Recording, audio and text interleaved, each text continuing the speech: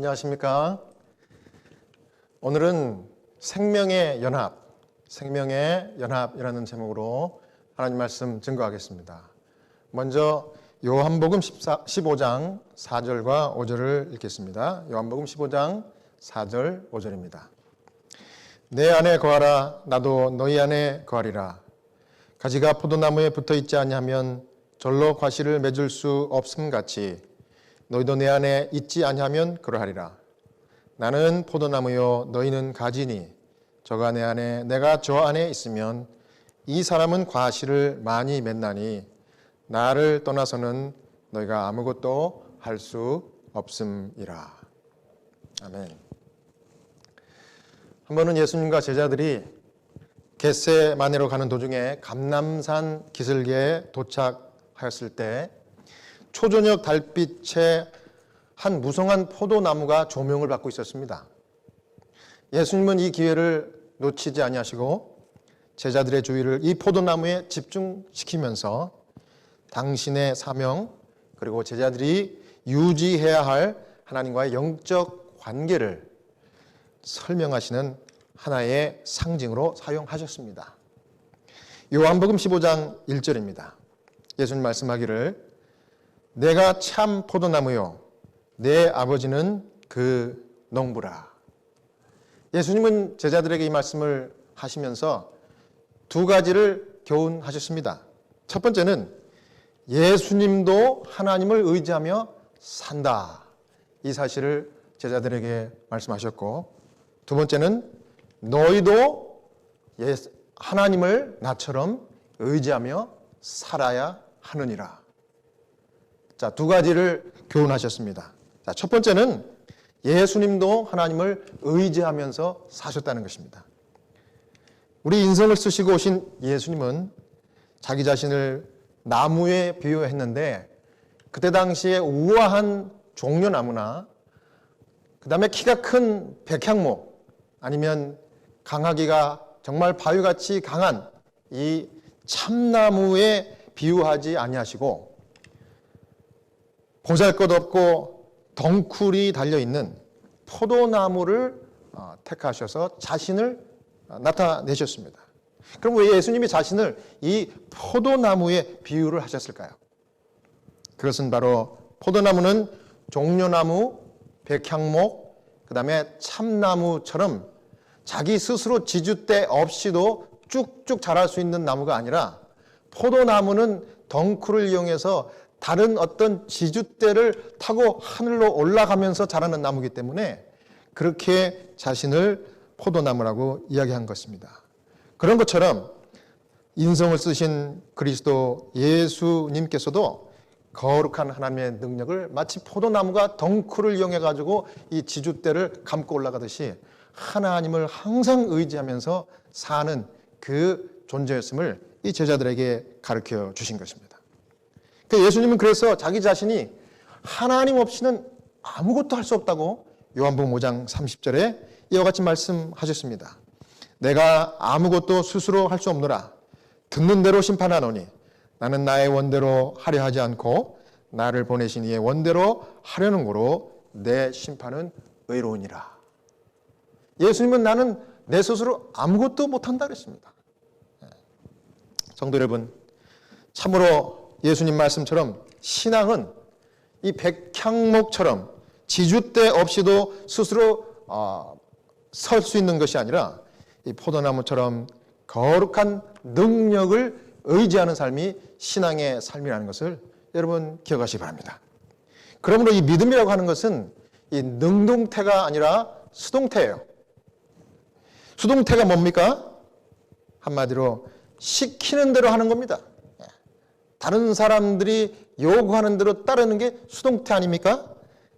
그래서 말씀 순종에 우리가 순종하고 100% 따르는 것, 그것이 바로 믿음이라 하는 것입니다. 우리 하나님의 말씀의 능력을 믿고 여러분 순종해 보시면 내가 순종해 봤더니 내가 진짜 믿어지고 그 다음에 생각지도 않았는데 내 삶이 술술 풀리는 거예요.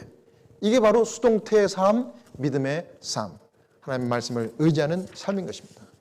그리고 그 믿는 삶, 하나님의 말씀을 따르는 삶을 계속해서 지속해 보니까 내 삶이 정말 점점 술술 풀리고 또 형통해지는 것이지, 여러분, 삶이라고 하는 것은 내 스스로 내가 애쓰고 수고하고 노력해서 푸는 것이 아닌 것을 깨닫는 것이 여러분 믿음입니다. 사랑하는 여러분, 삶이 여러분 어떻습니까? 요즘 삶이 고달프죠? 피곤하고 참 많이 힘들어요. 뭐 여러분만 그런 것이 아니라 온 세상 사람들이 지금 다 그래요. 코로나 때문에 그렇고 또 정말 불안정한 이런 세상의 형편들이 그렇게 피곤하고 고달프게 만들고 있습니다. 그러니까 여러분, 마태복음 11장 28절에 예수님 뭐라고 말씀하셨어요? 수고하고 무거운 짐진 자들아 다 내게로 오라. 내가 너희를 쉬게 하리라. 아멘입니까? 아멘. 이 하나님의 말씀을 진짜 믿고 붙들어 보시기 바랍니다. 내가 이렇게 힘든데 하나님 이 말씀 믿고 주님께 그냥 내 있는 모습 그대로 가지고 나가겠습니다. 여러분, 참된 쉼은 이럴 때 오는 것이 참된 쉼인 것입니다. 특별히 여러분, 안식일 어느 날이에요? 일주일 중 일곱째 날 제7일 토요일 안식입니다. 오늘이에요. 이날에 모든 여러분의 삶의 짐, 이 수고들을 내려놓고 이와 같이 하나님 성전에 나와서 생명의 주님께 경배하고 여러분의 영과 여러분의 육이 쉼과 안식을 누리시기를 간절히 바랍니다. 안식일을 말씀 그대로 받아들이고 지켜보세요. 근데 지켜봤더니 정말 이게 복이고 이게 성공이구나, 여러분 그걸 알게 될 것입니다. 여러분, 사람들은 참나무, 백향목처럼 지주대 없이 스스로 설 수 있다고 믿고 자기 스스로 밤낮을 가리지 않고 애쓰고 노력하면서 열심히 뛰어야 성공한다, 부자가 된다, 이렇게 믿고 있지만 여러분, 진짜 성공, 진짜 대박은 언제 와요? 하나님 말씀 믿고 순종할 때 옵니다. 그러면 여러분들 생각지도 못했던 하나님의 은혜가 이르러 오는 것이고 여러분들이 형통하는 것입니다. 이게 참 쉼이에요. 여러분, 오늘 쉬세요. 우리 예수님은 이 원리를 자신에게 철저하게 적용하시면서 사셨어요. 그래서 하신 말씀이 아까 읽었던 요한복음 5장 30절에 뭐라 그래요? 내가 아무것도 스스로 할 수 있다 없다. 할 수 없다. 누구랑 같이 한다는 거예요? 여호와 하나님과 함께 모든 일을 하신다. 그렇게 말씀한 겁니다. 그러니까 이 말씀을 거꾸로 뒤집으면 예수님은 사도 바울이 나중에 말한 것처럼 빌립보 4장 13절에 뭐라 그랬습니까? 사도 바울이 내게 능력 주시는 자 안에서 내가 모든 것을 할 수 있느니라. 예수님의 말씀을 바꿔서 생각하면 바로 이 말씀입니다. 예수님은 스스로 아무것도 못한다고 그랬는데 그 말은 하나님과 함께 모든 것을 하시는 거예요. 그런데 그 같은 삶을 저도 또 여러분들도 살기를 원하는 것이 우리 주님의 바람이에요.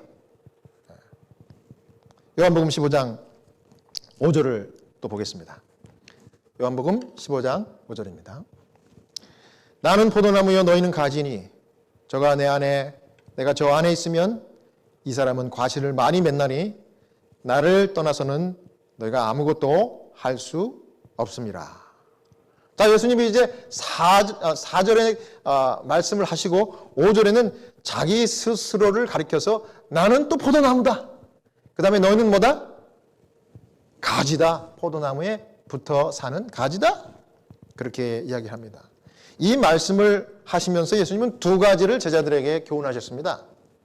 첫 번째는 임마누엘을 가르치셨어요. 임마누엘 뭡니까? 하나님이 우리와 함께 하시다. 어느 순간만 함께 한다는 겁니까? 영원히 함께 하신다는 말씀입니다. 아멘.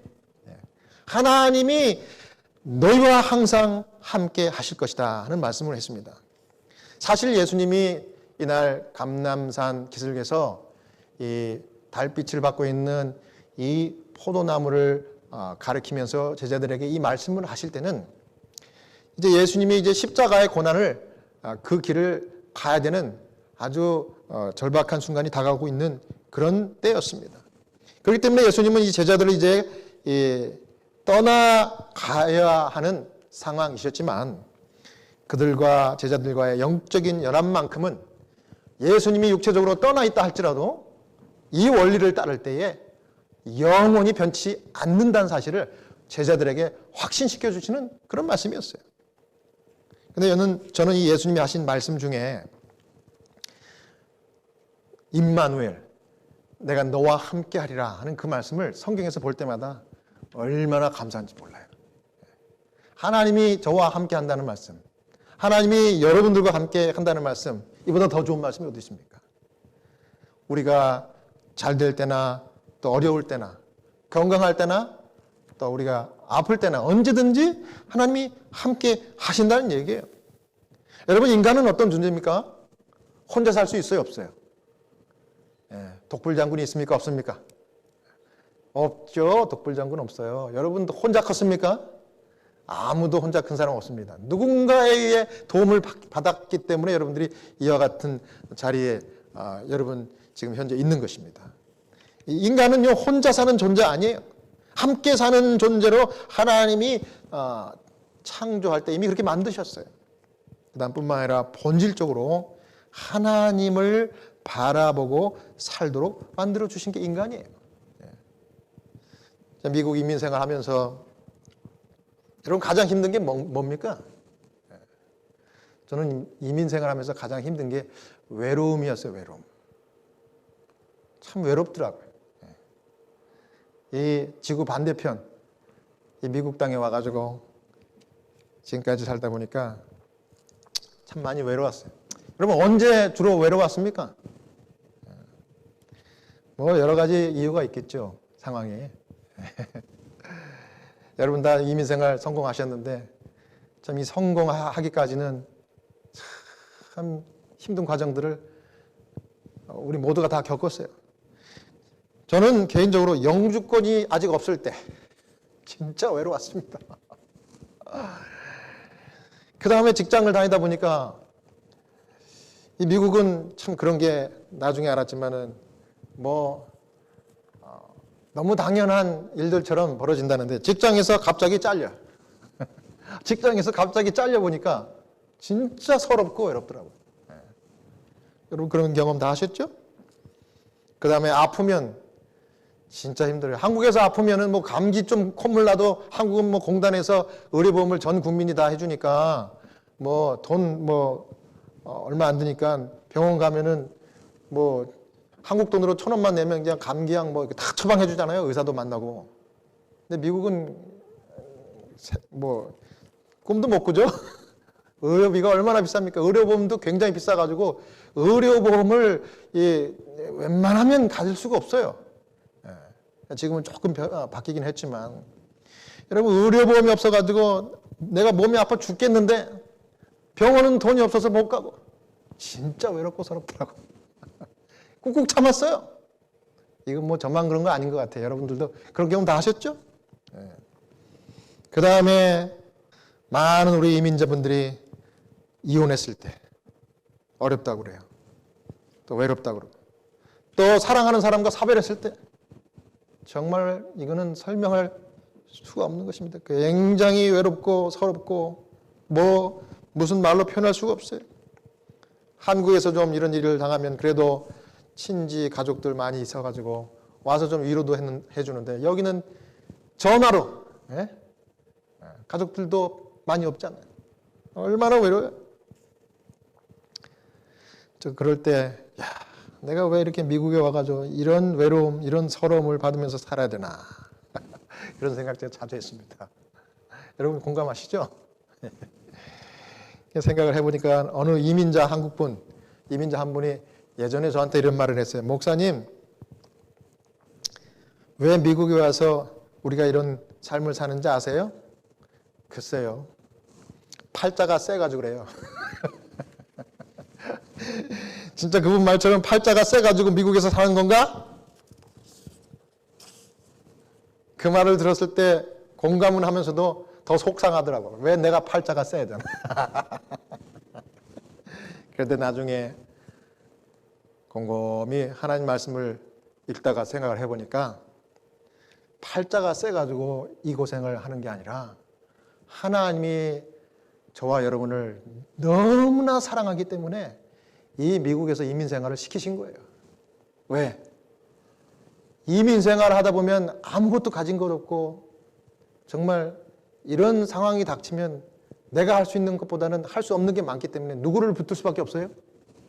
하나님을 의지할 수밖에 없어요. 제가 지금 솔직히 말씀드려서 한국에서 신앙할 때보다 미국에서 살면서 이민 생활하면서 신앙하고 기도한 것이 더 세고 더 강합니다. 그래갖고 여기서 강해졌어요. 사실은 저를 포함해서 여러분 모두가 이민 생활을 하면서 신앙이 깊어졌고 정말 강단이 세진 거예요. 이렇게 연약해 보여도 여러분이 일당백입니다. 여러분도 한국에 이제 또 코로나 끝나고 가보시면 한국에서만 생활하셨던 분하고 외모는 같다 할지라도 속은 틀릴 겁니다. 정말 훌륭한 거예요. 다 누구 때문에 그렇게 된 거예요?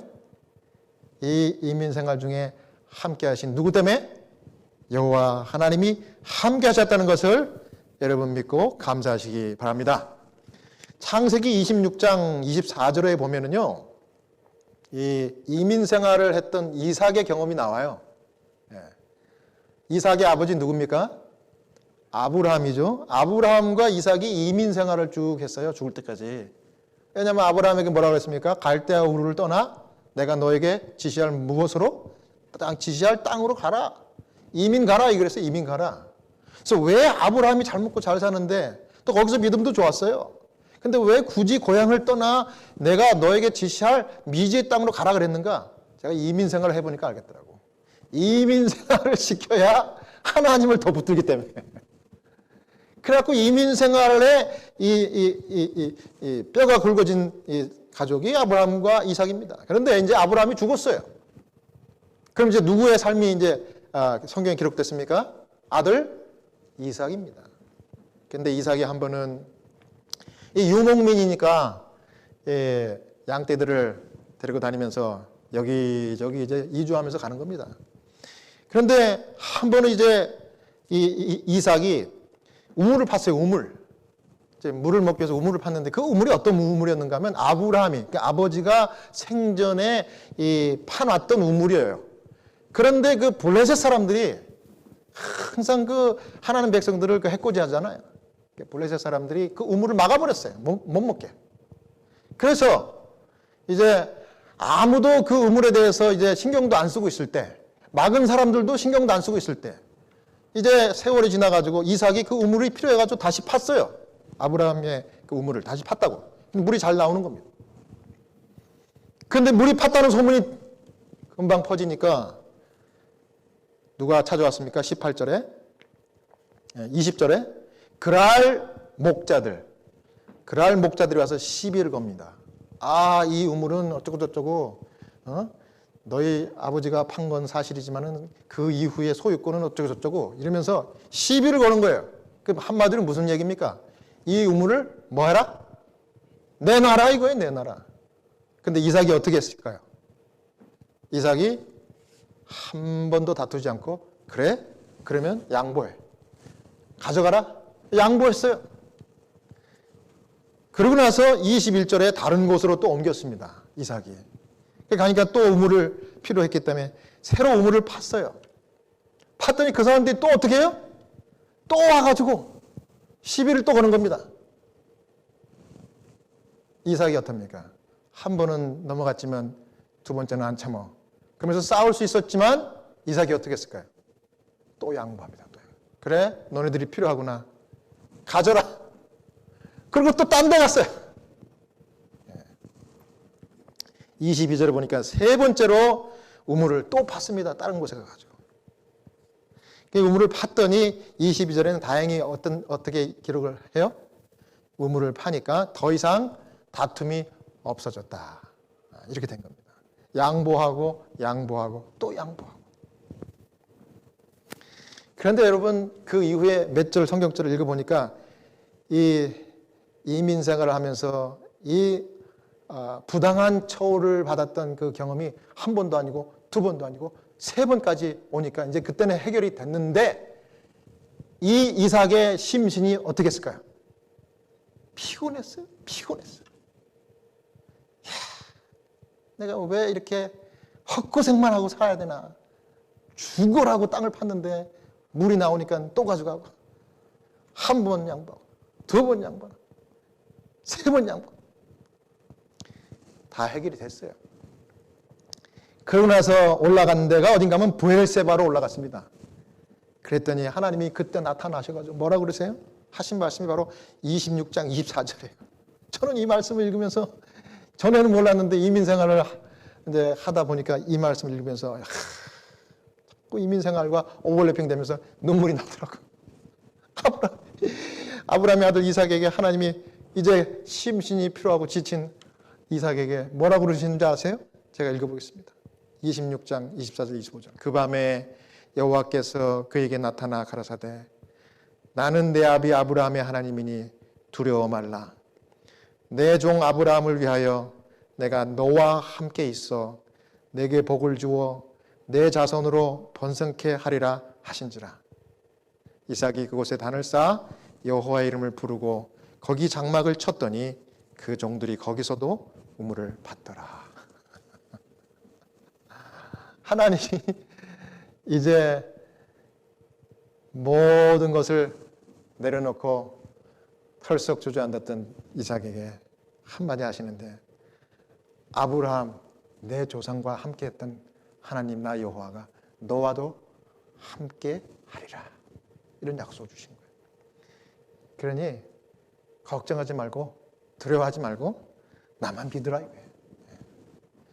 그러고 나서 하나님께서 또 복을 주셨어요. 이삭은 어떻게 했습니까? 단을 쌓았다는 말이 무슨 말이에요? 예배드렸다는 얘기입니다. 옛날에는 단을 쌓아가지고 양을 잡아가지고 불을 피워가지고 제사 드린 게 예배였기 때문에 하나님께서 이렇게 위로의 말씀을 주시니까 감사해가지고 예배드린 겁니다. 여러분 우리가 삶에 지치고 외로울 때 하나님께 나오고 하나님께 예배드리면 우리 하나님께서 이 모든 것들을 다 갚아주시고 해결해 주시고 이삭과 함께 했듯이 아브라함과 같이 했듯이 여러분과 항상 함께 하실 것을 여러분 믿으시기 바랍니다. 외로운 인생길 이삭처럼 하나님 말씀만을 붙들고 필요할 때는 또 양보하고 그러면서도 하나님의 말씀을 순종하며 능력의 삶을 누리게 되시는 여러분 모두가 되시기를 간절히 축원합니다. 그 다음 두 번째는 아까 우리 요한복음 15장 5절에 예수님이 하신 말씀, 이것은 생명의 연합이라는 귀중한 메시지를 제자들에게 말씀해 주신 겁니다. 무엇의 연합이라고요?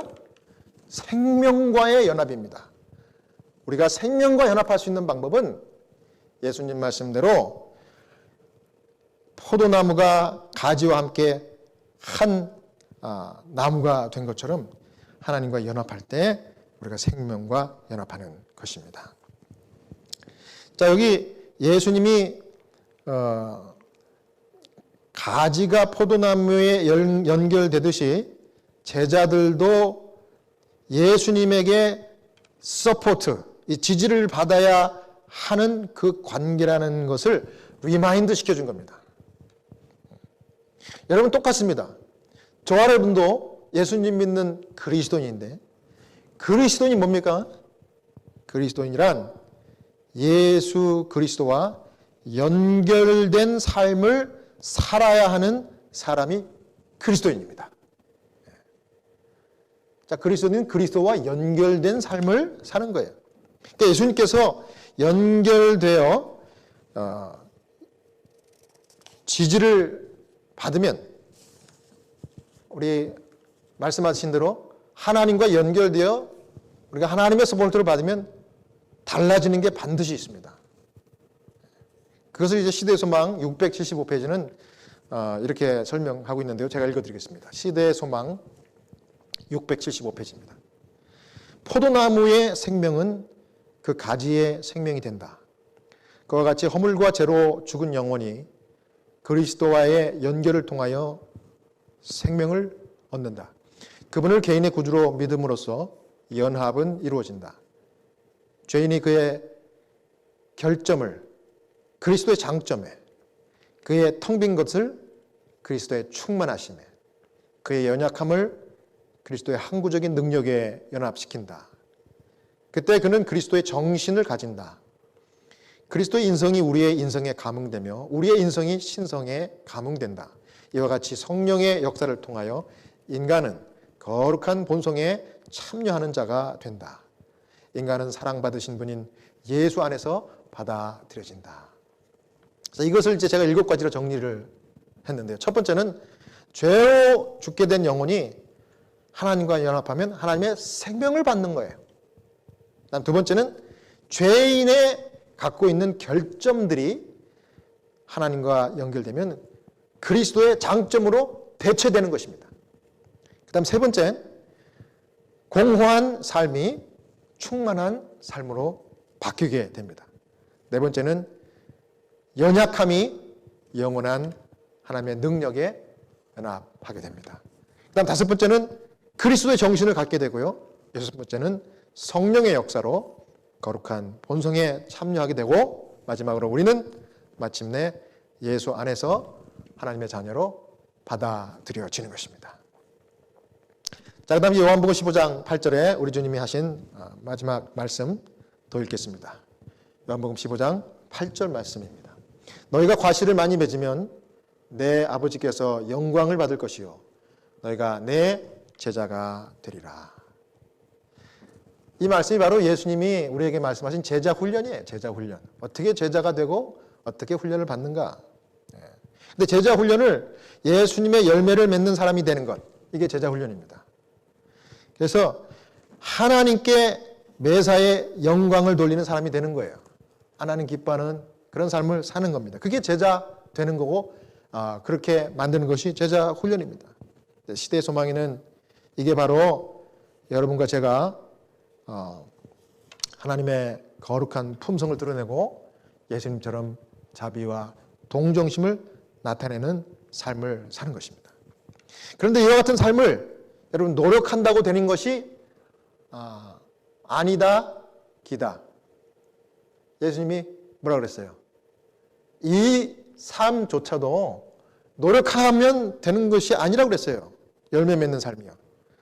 어떻게 하면 가능할까요? 한 절 앞에 있는 7절 말씀에 이렇게 말씀했습니다. 요한복음 15장 7절.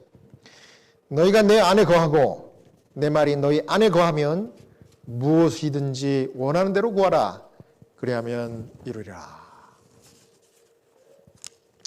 이 말씀을 시대소망 677페이지에 이렇게 설명을 했어요.